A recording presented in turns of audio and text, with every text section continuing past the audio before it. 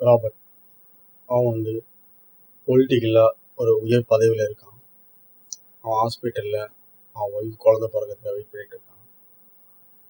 Doctor வந்து சொல்கிறாங்க குழந்தை வந்து இறந்தே பிறந்ததுன்னு.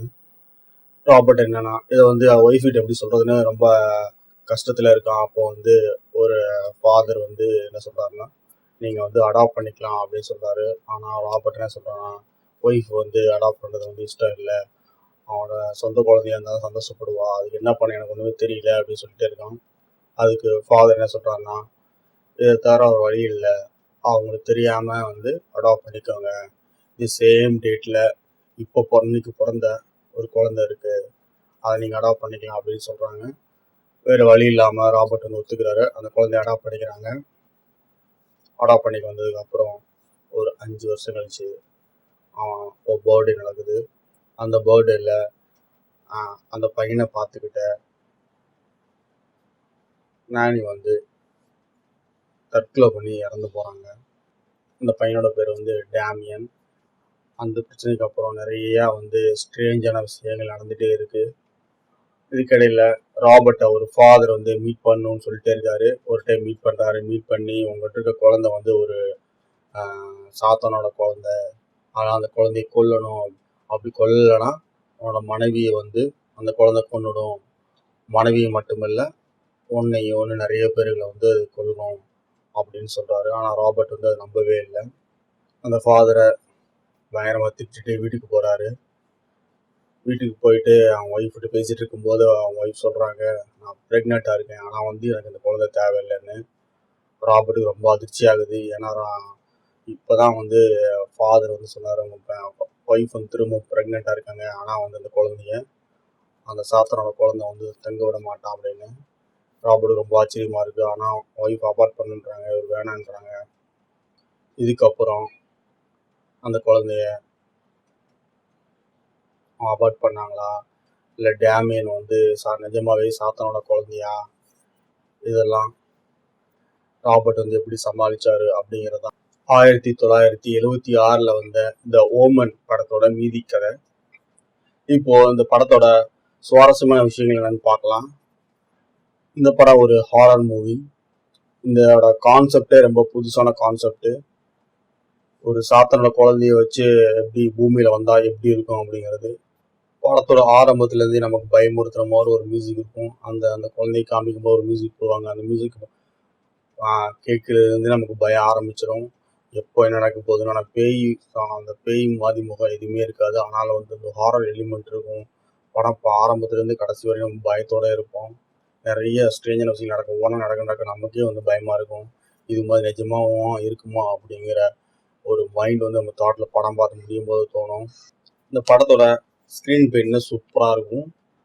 ஆனால் பயமுறுத்துற மாதிரி இருக்கும், இன்ட்ரெஸ்டிங்காக இருக்கும், எங்கேயுமே போர் அடிக்காது. அது வந்து 1976 வந்த படம். இப்போ பார்க்கும்போதும் அந்த படம் வந்து இன்னும் புதுசாக இருக்குது. அதனால ரொம்பவும் ரசிப்பீங்க. இந்த படத்தில் ஒரு ஃபோட்டோகிராஃபர் வருவார். அவரை அந்த நிறைய பேரை ஃபோட்டோ எடுக்கும்போது அவங்க மேலே வந்து ஒரு மார்க்மே வந்திருக்கும்.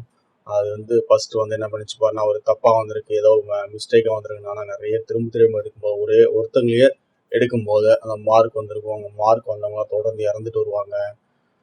இன்னொன்று என்னென்னா, அந்த டேமியன் பையனுக்கு வந்து அவங்க அப்பா வந்து திடீர்னு யோசிச்சு பார்ப்பாரு, ஒரு காய்ச்சல் கூட வந்ததில்லை, சளி அவனுக்கு பிடிச்சதில்லை, சின்ன அடிபட்டதில்லை, சின்ன காய்ச்சல் கூட வந்ததில்லை, 5 வயசு ஆகிடுச்சு, மற்ற குழந்தைங்க மாதிரி அவனுக்கு ஒரு பிரச்சனையும் வந்தது இல்லையா, அதுலேருந்து எனக்கு ஒரே இதாக இருக்குது அப்படின்னு சொல்லுவான். ஆனால் அவங்க 2 பேரும் ஒய்ஃபும் ஹஸ்பண்டும் பேசிக்கும் போது அப்படி மாற்றி மாதிரி பேசிகிட்டு இருந்தாலும் அதாவது ஒரு குழந்தை அது தன்னோட பையன் அப்படின்னு நினைக்கும் போது அதை விட்டுடுவாங்க. ஆனால் நமக்கு வந்து பயங்கர பதட்டமாக இருக்கும், எப்போ என்ன நடக்க போகுதுன்னு தெரியாது. அதில் வந்து ஒரு நாய் வரும், அந்த நாய் பார்த்தாலே பயங்கரமாக இருக்கும். அதில் வந்து அப்புறம் அந்த ஃபஸ்ட்டு ஒரு நானி இறந்ததுக்கப்புறம் இன்னொன்று வந்து அந்த டேமியன் பையனை பார்த்துக்கிறதுக்காக ஒருத்தர் வருவாங்க. அவங்க பார்த்தா இன்னமும் பயமாக இருக்கும். இந்த படம் போக போக ஒவ்வொரு இதாக காமிக்கும் போது எனக்கு நமக்கும் வந்து அது சாத்தான குழந்தைய டவுட் வந்து கன்ஃபார்ம் ஆகிடும். அதாவது வந்து அந்த ஃபாதரை வந்து இறந்ததுக்கப்புறம் அவங்க இடத்துல வந்து ராபர்ட்டும் அந்த ஃபோட்டோகிராஃபரும் போய் பார்ப்பாங்க. அதுவே பயங்கர வினோதமாக இருக்கும்.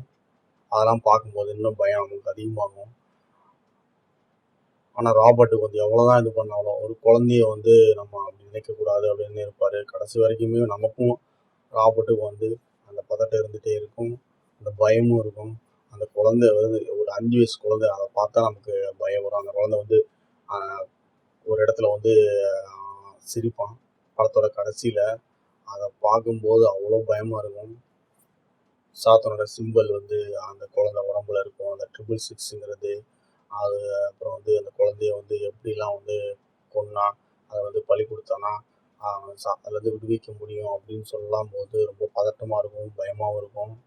எப்படி வந்து ராபர்ட் அதை பண்ண போகிறாங்கன்னா, ஆனால் ராபர்ட் வந்து அவ்வளோ சீக்கிரம் வந்து பண்ணவே மாட்டார். ஏன்னா அவர் குழந்தைய கொள்வது அவ்வளோ சரியானதா இல்லை அப்படின்னு நினைப்பார். அவ்வளோ கஷ்டமாகவும் இருக்கும், ஏன்னா அவன் பையனாக வந்து வளர்த்தவர். இந்த படம் எடுத்துகிட்டு இருக்கும்போது 2-3 பேர் ஷூட்டிங்கில் வந்து இறந்து போனதாகவும் ஒரு இது இருந்துச்சு. ஏன்னா வந்து அவங்க நிஜமான சுடுகாடு எடுத்தாங்க, நிறைய வந்து நிஜமான பொருளுங்களை பயன்படுத்தினாங்க அப்படின்னு ஒரு நியூஸ் இருந்தது. படம் வந்து வெளியிடவும் ரொம்ப கஷ்டமாக இருந்தது அப்படின்னு ஒரு நியூஸ் இருந்துச்சு. ஆனால் சில பேர் என்ன சொன்னாங்கன்னா, இந்த படத்தை வந்து பப்ளிசிட்டி பண்ணுறதுக்காக இப்படி ஒன்று பண்ணாங்க அப்படின்னு ஒரு சொன்னாங்க. ஆனால் அந்த காலத்தில் 76 அந்த படம் வந்து பயங்கரமாக ஓடிச்சு. ஏன்னா அது மாதிரி ஒரு படம், பேய் படம் வந்து யாரும் பார்த்ததே இல்லை. அவ்வளோ சூப்பராக இருக்கும். இப்போ பார்த்தாலும் உங்களுக்கு இன்னைக்கு எடுத்த மாதிரி இருக்கும். இந்த படத்தோட நிறைய சீக்வல்ஸ் வந்துச்சு, 1, 2, 3, 4 வந்தது. அதுக்கப்புறம் வந்து இந்த படத்தை திரும்ப ஒரு ரீமேக்லாம் பண்ணாங்க. ஒரு நல்ல ஹாரர் த்ரில்லர் பார்க்குறவங்களுக்கு இந்த ஓமன் படம் ரொம்ப பிடிக்கும்.